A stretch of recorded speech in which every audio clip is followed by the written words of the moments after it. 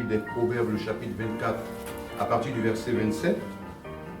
Soigne tes affaires au dehors, mets ton champ en état, puis tu bâtiras ta maison. En effet, frères et sœurs, dans le Christ Jésus, nous sommes le champ de Dieu, nous sommes l'édifice de Dieu et nous œuvrons avec Dieu. Et par conséquent, nous devons nettoyer, sinon entretenir notre champ qui représente notre vie et notre maison. C'est pour cela que nous devons le mettre en état afin que nous soyons propres pour le royaume des cieux. Pierre dit dans 1 Pierre 2, le verset 5, « Et vous-même, comme des pierres vivantes, édifiez-vous pour former une maison spirituelle, un saint sacerdoce en vue d'offrir des victimes spirituelles agréables à Dieu par Jésus-Christ. » Frères et sœurs, je crois que c'est très important. En tant que chrétiens du XXIe siècle, nous sommes dans les temps de la fin. Chacun de nous doit faire une esquisse de sa vie, un bilan de sa vie. Pendant un instant, pendant quelques moments, fais une réflexion sur la manière dont tu sers ton Seigneur. Et c'est pour cela que Dieu nous interpelle à travers le texte de Salomon, qui nous dit de soigner nos affaires et de mettre notre maison en état, afin de bâtir maintenant ce que nous voulons bâtir. Et c'est tout à fait évident. Quelqu'un qui veut mettre en valeur son champ, le nettoie, le défriche, l'entretient avant de semer. Et le désir de Dieu, c'est que nous puissions ôter de notre vie tout ce qui n'est pas sa gloire. Et remarquez, dans le verset que nous avons lu, il parle de soigner. Alors que nous savons bien que soigner est défini comme s'occuper du bien-être ou du bon état. Du bon état de son champ, du bon état de sa maison, du bon état de sa vie.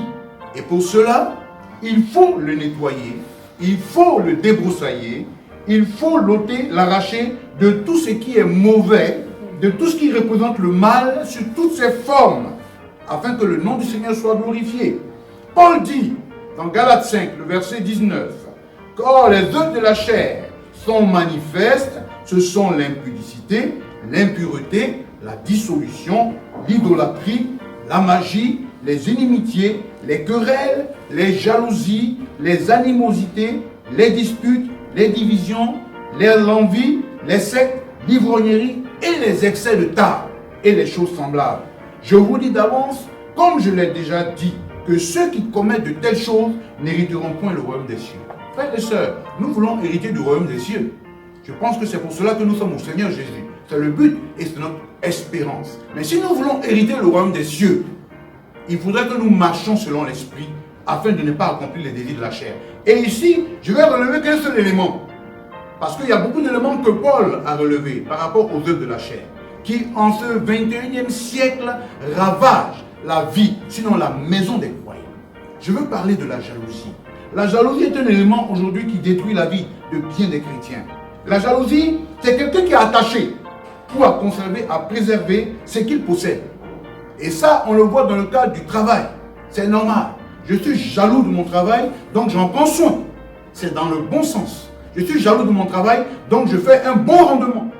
Mais le côté de cette définition, il relève que le jaloux éprouve un vif sentiment d'envie.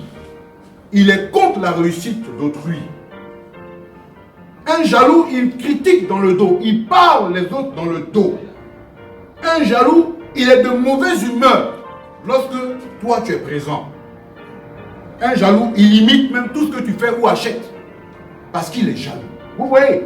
Et Salomon dit dans Proverbe 6, le verset 34a, « Car la jalousie met un homme en fureur. » Frères et sœurs, si l'esprit de la jalousie est dans notre maison, est dans notre vie, nous serons fous. Nous serons furieux et nous allons faire des dégâts. En tant que chrétiens, nous devons prendre conscience que ça ne doit pas faire partie de notre vie si nous voulons vraiment mettre notre maison en état. Parce que Jésus revient bientôt. De telles choses ne rentreront pas au ciel. La jalousie ne rentrera pas au ciel. C'est pour ça, bien aimé dans le Christ Jésus, nous sommes dans les temps de la fin, mettons notre maison en état spirituel. Dans 1 Corinthiens 6, le verset 12, Paul dit ici, dans 1 Corinthiens 6, le verset 12, « Tout m'est permis, mais tout m'est pas utile. Tout m'est permis, mais je ne me laisserai pas asservir par quoi que ce soit. » C'est important. C'est pas parce que j'ai la liberté de faire ce que je veux. Mais tout m'est permis, mais tout n'est pas utile. C'est pas tout qui est utile. C'est pour cela, allons à l'essentiel. Et aller à l'essentiel, c'est marcher selon l'esprit, afin de ne pas accomplir les œuvres de la chair, pour que nous hériterons le ciel. Que Dieu vous bénisse. Amen. Je voudrais te dire merci encore ce matin. Merci pour ta parole ce jour. De ce que tu nous fais du bien. De ce que tu nous renouvelles. À travers ta parole, tu nous interpelles afin de mettre notre maison en état. Seigneur, tu nous as sauvés pour te servir. Tu ne nous as pas sauvés pour que nous puissions laisser nos vies, oh Dieu, être enfouies par le péché, sous toutes ses formes. Et les œuvres de la chair sont manifestes réellement. C'est pour cela ce matin, je prie pour cet esprit de jalousie qui sévit dans la vie de bien des chrétiens. Au nom de Jésus, ta parole nous dit que celui qui est jaloux est un homme furieux. Ce matin, je refuse que la jalousie porte semence dans notre plantation, porte semence dans notre maison. J'éradique, je débroussaille, j'arrache tout esprit de jalousie dans la vie du croyant. Au nom de Jésus, que notre maison spirituelle soit pour ta gloire, parce que tu nous as sauvés pour toi. Seigneur, c'est pour cela que nous nous abandonnons entre tes mains. Bénis ta parole au nom du Père, du Fils et du Saint-Esprit. Amen.